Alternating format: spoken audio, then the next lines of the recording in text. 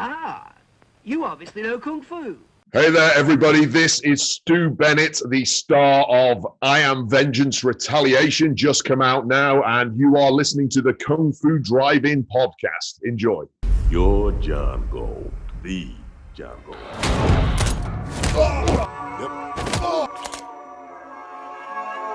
Joining me today all the way from LA is a big guy with a big voice, actor, former pro wrestler.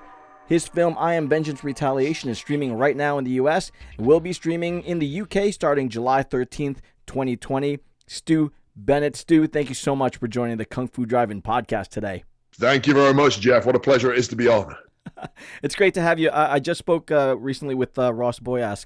I had some very kind things to say about you. So now we're going to see if all that is true. He never says anything nice to my face, I will say that. Well, let's start off with how you're doing with this whole pandemic going on. And hopefully we're through the worst of it. But how are you holding up? Yeah, I mean, I'm fine. I can't complain. I know a lot of people around the world have got it a lot worse than me. The stuff I do for a living in the entertainment world, be it acting or hosting or professional wrestling commentary, has completely shut down. So I've been kind of sitting on my hands really for the past 6 months. But it looks like things are starting to slowly open up. I have my health. My family has their health. So as long as that continues, I've got nothing to complain about. So fingers crossed we all get through this sooner rather than later. Yeah, good. That sounds good. Now, congratulations, by the way, on I Am Vengeance Retaliation. I've been able to catch that already. How are you adjusting to carrying a film on your back as opposed to a 250-pound wrestler? Oh, man, it feels easier. 250-pound wrestlers were the light ones. I had some on my back who were 450 pounds, and I'm not even joking about that, and I genuinely almost broke my spine picking one guy up. So carrying a movie on my back seems a lot easier than that, to be honest with you, and hopefully I'll be able to walk upright for a lot longer as a result of that. But to be honest with you, it was obviously a change of pace for me coming from the professional wrestling world, which I was in for about 15 years, and I got to a pretty high level in that. It's really just a different kind of pressure, and I've always known that being involved in the entertainment world in whatever I'm doing, I've always wanted that pressure, because when you have the pressure on you, it's a sign of obvious success. And to be honest with you, I kind of have an inverse relationship with pressure, where I feel more pressure when I'm not in the spotlight and I'm not in these big roles and I'm in a position in a wrestling show or a film or something like that I want to be higher than. So the pressure for me is a good sign. Well, speaking about that, you had a distinguished career in wrestling for a long time. Was there always a goal to parlay that into a career on screen, or were you planning on staying in wrestling for quite a bit? No, I'd say my first love was always professional wrestling. I grew up being a huge wrestling fan. I love films too. I loved Arnie and Schwarzenegger and Stallone and all those guys, and I grew up on those kind of 80s and 90s action movies. But in terms of that being a career goal, not really at any point until later into my professional wrestling career. And for people listening here, I know you've got a lot of film fans who listen to your podcast here. I know perhaps they're not as familiar with professional wrestling as some. So just to explain it to those people, there's a big difference in professional wrestling in comparison to things like boxing and MMA and baseball and all these other legit sports. In professional wrestling is an art form. It's not an actual sport, for those who aren't aware. It's a lot of character. It's portraying emotions and reading speeches and playing roles. So there's a lot of crossover from the professional wrestling world when it comes to acting and performing. So that's what I've always loved doing, and really my success in professional wrestling was always centered around my ability to speak and perform and play characters more so than the actual in-ring wrestling stuff itself. So moving into the film world was probably quite a natural fit for me. It was something that came later on in my pro wrestling career. I started getting some opportunities in the film world, which I grabbed, and I found I really enjoyed them. And I realized that I was getting older and I wasn't going to be able to do professional wrestling forever. And this was a kind of a perfect transition spot for me to go from one thing into something else and continue performing and doing action films and throwing myself around and getting beat up and playing characters. And it's just a new world, to be honest with you. So a lot of fun. I'm enjoying it. You certainly look like you're enjoying it. But the Vengeance films is the second one now. How did you get involved with that in the first place? Ross has his version of how it happened. So let me hear your side of it. We probably tally quite close together now. I think we've probably told this story about 20 times each at this point. But what basically happened was I was in WWE where I was wrestling, and they had a film studio of their own called WWE Studios, and they decided to put me in one of their movies. It was a movie called Eliminators, starring me and Scott Adkins. So we filmed it over in the UK in, I think, 2015. Director was James Nunn. I really enjoyed that experience. That was my first lead role. I was a lead villain in that particular movie. But as we were getting close to the wrap on that particular movie, we were meeting in a parking lot to get together and getting cars to go over to set. And as I was waiting in the parking lot to get picked up, it just so happens that Evolutionary Films and Ross Boyask, who make the Vengeance franchise, their offices were just down the road. And he heard I was there. He was a wrestling fan, and he had this idea for this script, Vengeance, and he came running down the street to me and handed me this script, introduced himself, and told me, I've got this great idea. You'd be perfect for it. I want it to be a franchise. We're thinking of filming it next year. We're looking for a guy like you who's kind of transitioning from one discipline to another, and we think you'd be great. And then 2 minutes later, he was gone, and I was off the set. And I had the script with me. A couple of weeks later, I was back in the US, and I read the script, and I thought it was outstanding. So I ended up having a conversation with John Adams, who is the head of Evolution Films, and Ross. We had a Skype call, and they pitched the idea to me, the concept, and told me, hey, if this goes well, we think it will become a franchise, which obviously I was like, yeah, as if that's actually going to happen. But thankfully it came true, and they've always been 100% legit and credible with me, and that's how it started. It was really just a chance meeting in a parking lot. That's great. And he did mention that you are larger than life in real life, especially compared to him, he said. That's true. Well, the funny thing is, in the professional wrestling world, once I got to WWE, I no longer felt like a big human being, because there's literal giants in that world who are 7.5. When I say giants, I mean 7.5 feet tall, 500-pound guys who I'd wrestle with. And I'm 6'6", I'm 250 pounds. In normal life, I'm a very big guy. When I walk down the street, people look at me and notice, wow, that guy's huge. I felt like a baby in the ring with some of the guys I'd be in the ring with, like Big Show and the Great Khali and Mark Henry. They would throw me around the ring like I was a rag doll, and I was nothing there. And sometimes they'd jump up in the air and do a big belly flop on me too, which always hurt. So I'm a big guy in the film world. In the wrestling world, I'm kind of medium-sized, if you can believe that. Well, John Gold, that's your character now. A great character, and listen, you do a great job with him. It's fun to watch you. You have some great charisma on screen. Now, with that role, he's this big, gruff badass. He does a lot of wrong things for a lot of the right reasons. Do you enjoy that persona? What did you find in that character that ticked for you, and you were like, yeah, this is gonna be a good role for me?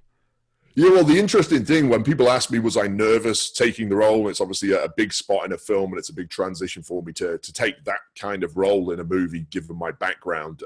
I really wasn't nervous at all about the pressure or anything like that. The only thing that concerned me was that I'd spent an entire professional wrestling career of over 13 or 14 years, I think I wrestled for, entirely being the bad guy. That's all I ever did. It's kind of easy when you're the Englishman in the United States to play the bad guy. They naturally want to boo you anyway. And so that was a natural fit for me. I always loved getting the boos and annoying people and firing the crowd up and eventually losing, which is what bad guys always do. So the only concern for me when it came to Vengeance was that, okay, we want you in this film, but we want you to play the hero. You're going to be the good guy, the guy who kind of smiles and kisses the babies and all that kind of stuff. And so that was a concern for me. But then I went through the script and read it, and I realized John Gold really is a bad guy who's just doing good things. Right. He's had a very dark background. He's killed a lot of people. He's done some nasty things. That is just the nature of his background, being an ex-special forces guy. And certainly in the first movie, which came out in 2018, he's very much Terminator-like. He's a one-man ass-kicking machine, basically. So I realized that even though this guy is the good guy, he's basically a bad guy who's just so happens to have a good heart hidden beneath all these layers. So that was a good transition for me as a bad guy into the world of being a good guy. It was a lot easier than being the nice, smiley, happy, waving kind of guy, which I don't think I would have wanted to play. And I don't think I could have pulled off if I tried. And the cool thing was the first film, as I say, in 2018 when that came out, he's a very dark character. In this most recent film, I Am Vengeance Retaliation, he ends up kind of peeling back the layers a little bit, and he becomes a bit more humanized. And it's been a nice process for me to bring out the more human aspects of the character and become more of a nice guy and more of a guy with a bit of humor here and there. And I'm very fortunate this early in my acting career that I've managed to get involved with a franchise like I Am Vengeance, because it's given me great opportunities to grow and develop as an actor and go on this giant character arc that we've gone on so far that perhaps I wouldn't have got if it had just been a single movie. Yeah. Now, aside from the acting, which is its own challenge, lots of hand-to-hand combat in this. And I'm sure screen fighting and ring fighting are completely different worlds. But what kind of training did you have to go into to get ready for this role? Because there's a lot of gunplay. There's martial artists all around you. You had a great fight choreographer with Tim Mann for this most recent film. So what did you have to go through to get ready? Or did you have to go through anything at all? So this was obviously my fifth film at this point. So the first one that I really did hand-to-hand combat on screen was Eliminators with Scott Adkins, and coincidentally, Tim Mann was the fight choreographer on that particular film too. So I'd done quite a bit before with those guys. I learned very quickly when I did Eliminators in 2015 that pro wrestling and on-screen fighting are very, very different. In pro wrestling, it's a lot looser. We are actually punching each other in pro wrestling and kicking. Everything's connecting because we have a 360-degree crowd around us. Right. There's no way we can have gaps in punches or anything like that. We're not trying to kill each other in a pro wrestling ring. We are working together and trying to put on a show, but we're connecting. We're getting bruised. We're getting beat up, and sometimes things go wrong. But when it came to film fighting, I learned very quickly in the rehearsals there not to punch Scott Adkins and make sure there was a gap. And we had to shut the practice sessions down a couple of times. I got a pep talk. Yeah, you don't actually connect on punches in this kind of fight. So it's a lot more precise in the film world, and even your footwork has to be exact to the perfect inch. If your foot isn't exactly the right place when you throw a punch, then the kick that's coming in next from the other guy isn't going to look good. And another aspect too is in pro wrestling, we're obviously live. It's live TV, and we have a crowd of sometimes 100,000 people sat in the arena or the stadium watching us. So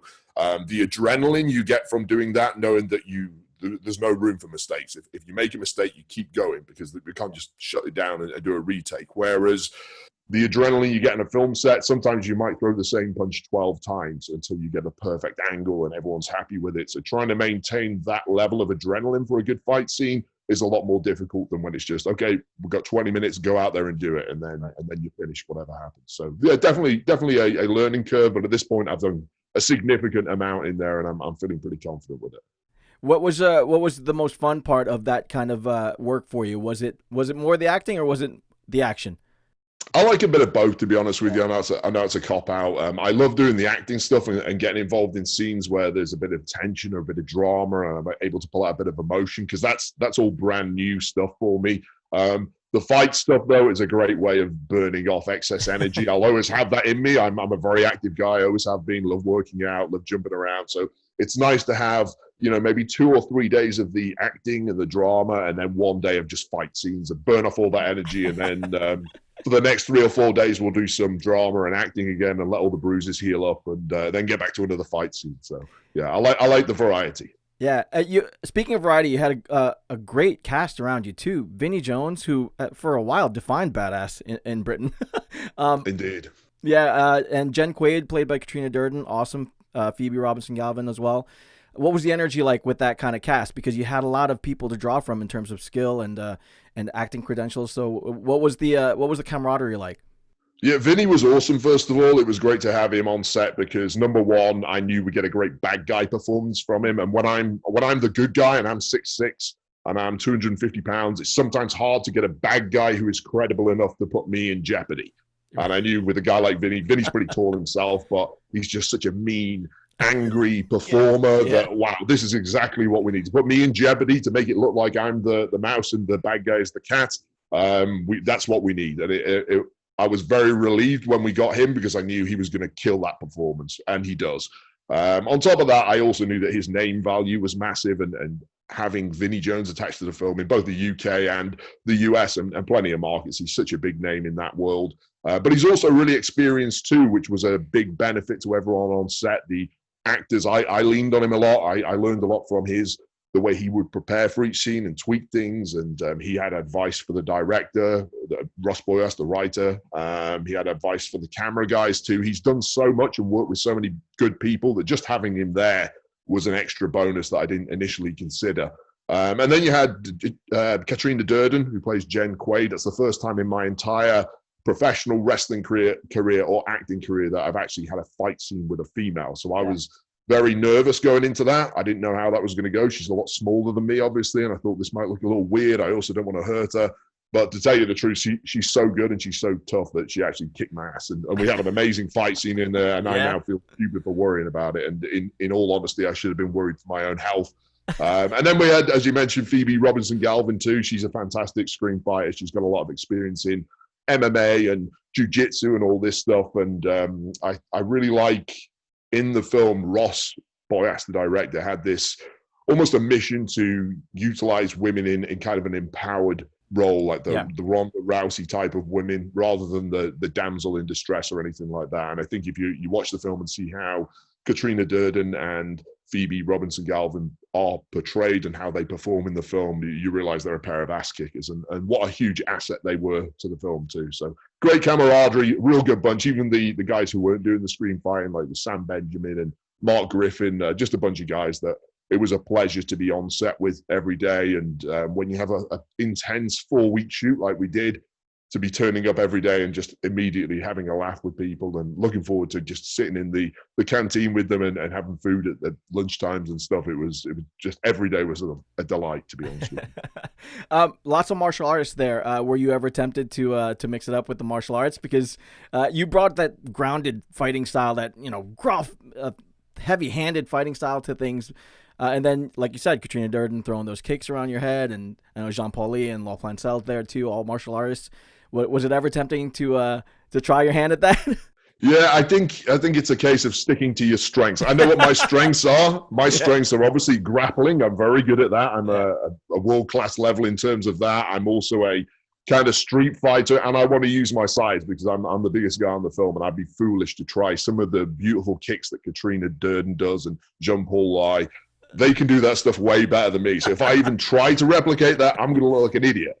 So I know my strength, when I'm in there with a Katrina Durden, she's going to run up walls, jump up 10 feet in the air, spin over, kick me in the jaw before I've even blinked. Okay, so my deal is I've got to grab her, throw her around, throw her up in the air, throw her over my head.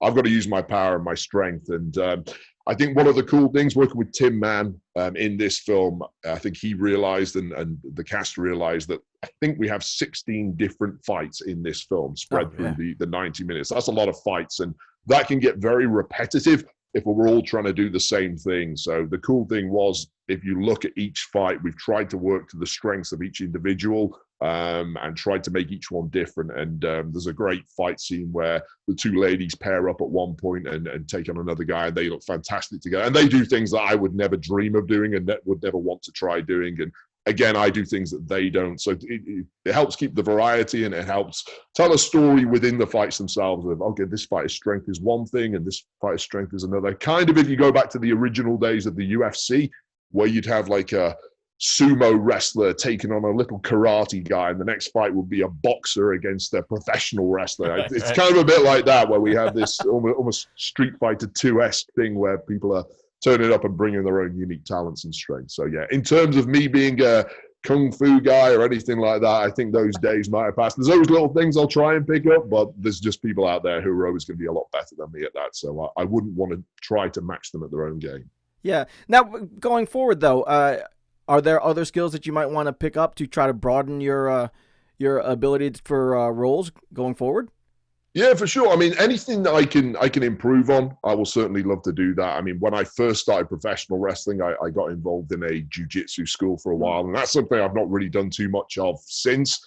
But bringing back some of that would be a lot of fun. I remember when I did a fight scene with Scott Adkins in Eliminators, and he's obviously great at the high-flying kicks and all that stuff. But we did a spot in there where I've got him pinned to the ground, and he kind of puts on a triangle chokehold for me, but I managed to get out of that by using some pro wrestling stuff where I pick him up in the air, a bit like the old UFC thing that I think Matt Hughes, if you used to watch UFC, he was known for picking guys up and power bombing them. So we had that idea, and anything that I could bring in like that, I think is pretty cool. And I think I have such a unique background when it comes to on-screen fighting that I always want to try and do things that only I would do as much as I can. So if it's a professional wrestling type move that makes sense, because a lot of professional wrestling does not make sense at all, and we know that in the pro wrestling world. So I wouldn't try and bring a clothesline in or shoot someone off to the ropes or something like that in the on-screen world. But if there's stuff I can bring in, like there's the suplexes and things that are legitimate, then I'll always try and bring that in. So people say, oh, this is the kind of thing that this guy does versus what a Scott Adkins would do, or a Gary Daniels, or a Katrina Durden, and they have their own unique style. So anything new I can bring in is always a good idea, I think. Well, what kind of stuff are you looking to do moving forward then? Do you want to stay in the action genre? Do you want to broaden your horizons a bit? Because you do have some great comedic chops in Retaliation. There's some looks to the camera. There's some one-liners that you deliver, which you deliver really well. So what kind of stuff are you looking forward to doing more of, or branching off and doing differently? Thank you. I'm an open book, to be honest with you, when it comes to acting. I can't exactly pick and choose my spots as well as a guy like The Rock or Batista, who have also come from my background. They've had tremendous success and they're brilliant at what they do. And I think that at this point in time, they can kind of say, well, no, I want to do this kind of film next. So I'm an open book. If, you know, I take every offer that comes in and review it on its merits and think, can I actually deliver here? So I'm open-minded. I do realize that at 6'6" and 250 pounds with muscles and tattoos and a broken nose, there is a limit to what I'm going to be able to do, and there's certain roles that are going to be closed to me. But if people think that they can fit me into different things outside of the action genre, it's certainly something I'd look at. I like doing little comedy moments and things like that. And in the professional wrestling world, you end up developing personalities in different areas, being aggressive, being moody, being angry, being comedic, being the clown sometimes. So I have experience of kind of using different aspects of my personality and incorporating them into characters. So we'll just see what comes up. And hopefully at some point this world of entertainment does open up again, because we've all been pretty quiet for the last few months, I suppose.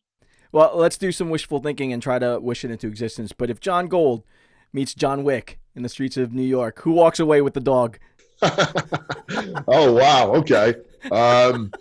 So John Gold, let me be clear on this. John Gold would absolutely batter John Wick. There is no doubt in my mind that if those two met, it would be an easy win for John Gold, because he's as badass as they come. And if Keanu Reeves has a problem with that, he has an open invite to turn up on the set of I Am Vengeance 3 when we make that, and I will happily put him in his place. But when it comes to the dog, I've got to tell you, I am a cat man, so I will batter John Wick, and then I will leave the dog with him. He can keep the dog.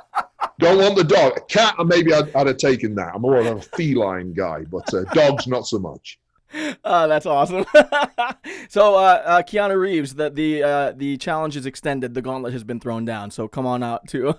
I'm easy to find, Keanu. Very easy to find. Come and see me on set. That's awesome. So what's next for you then? Do we see more John Gold? Is there a 3 in the works? Yeah, I mean, I know that when the first one came out in 2018, it was really well supported. In terms of the budget, it's indie film, but in terms of the budget, the film made money. It did very well, and because it was supported so well, and we built this fan base, and people around the world seemed to enjoy it. The markets seemed to enjoy what they saw. Very quickly after that film came out, we got commissioned and we got a budget for this one that's just come out now, I Am Vengeance Retaliation. So this one has a bigger budget. It's going to need a bit more in sales to recoup that and make profit again. And fingers crossed it gets supported as well as the first one did, because if this one does well, then I'm pretty sure it's a very easy sell to the investors to get the funding and the budget for the next one and start putting things into place to get that out there. Speaking to Ross Boyas, the writer and the director of the first two, he already has 2 scripts written for the next one. So he has 2 pitches depending on which direction the investors would like to go on that, and the producers. So it's ready to go. And hopefully, like I say, this one gets supported and we can take it in a new direction again and build on John Gold and the story and see where we can go with it. And maybe take it to, we'll take it to a different location, I think. I'd love to go to some nice desert island with cocktail bars and all that stuff. Of course. Yeah, that might be a hard sell to the producers. I don't know if they'll go out. We might be back in London again. That's up to them. But I'm always pushing for that kind of thing. I don't blame you. But if we move away from John Gold for a second, action films are finding their place in Hollywood. The John Wick films. Atomic Blonde, things like that. Of course, the comic book films. Have you looked at comic book characters that you might want to play if your name got thrown into the hat there? Part of the problem is I don't have a great US accent, so I've been working on that. I'm trying to get that a little better, so I'm almost limited in terms of the characters I can play. Maybe a Captain Britain. I don't think they've ever made a Captain Britain film. I'm not a comic book guy myself, but I know there is a Captain Britain, and there's never been a Captain Britain film. I feel like he probably would be a drunk in the pub, though, who's like do you remember the film Mystery Men that came out like 15 years ago? And they were all like really crap superheroes, and none of their magic powers actually work. I feel like Captain Britain would be in that realm, so maybe something like that. There was another guy in the UK that I used to like as a kid. He was called BananaMan, and it was just a cartoon, but he basically, I don't think it ever made it to the US, but it was about this kid who would, anytime he'd eat a banana, he would turn into BananaMan and fly around the world and solve crimes. So I also feel like I pull off BananaMan pretty well. So Captain Britain or BananaMan, if there's any film producers out there that want to back something like that, I am your man. You know, I will make a suggestion, though, because it was a British comic, but and there were some American films made, but Judge Dredd with a British judge, I think you would make a fantastic judge. I can ride a motorcycle, too, so I'm 50% of the way there. You know, I like that. That's a good idea. I remember Stallone did that a little while ago, right? I don't think he did too well, if I remember. Yeah, Stallone did it, I think, in the late 80s, and then there was a recent remake. But cool. Like I said, it's a British comic. I think you would make a great British judge, so keep that in mind. I am the law. Is that right? There you go. There you go. There you go. I've already got my lines down. Take that as my audition. So where can my fans go to follow you and your future adventures? And hopefully John Gold 3 is in that. Yeah, so I'm a bit limited with social media and technology in general. I have Twitter. I'm at Stu Bennett on Twitter, and I have Instagram. I'm at Stu Bennett Official on there. And if you go to those two sites, all the links to the film and trailers and pictures from the set and all that kind of stuff are up there. So go check that out. Please go out and support I Am Vengeance Retaliation. I will make the point that if you haven't seen the first one, it's not a big issue because it is a standalone film, even though it is a sequel. It's completely designed to stand alone. If you're in the United States of America, you can actually watch the first film, I Am Vengeance, on Netflix. It's streaming for free on that. But this one is available on, the new one, I Am Vengeance Retaliation, is available on video on demand on all major platforms. It's already out in the US, coming out in the UK on July 13th. So please check it out. Hit me up on Twitter and Instagram and let me know what you think. And fingers crossed it does well, and we'll be back doing it again in a year or so. That'd be fantastic. And again, all the producers and directors out there, Judge Dredd. Or BananaMan or Captain Britain. Those are my BananaMan, right? Yeah, sure. I have to look that up now. But Stu, thank you so much for taking some time out to talk. It was great talking with you. Hopefully we're on the other side of this whole pandemic sooner rather than later, and you're back out there mixing it up. But best of luck with everything going on, and hope to see more of your work really soon. Jeff, thank you very much for having me on. It's been an absolute pleasure. Good luck with the podcast, and let me know when it's out, and I'll make sure I fire it out to all my followers and all that stuff too. So thank you for having me on. Thank you, Stu Bennett, everybody. Thank you. Poison Clan rocks the world.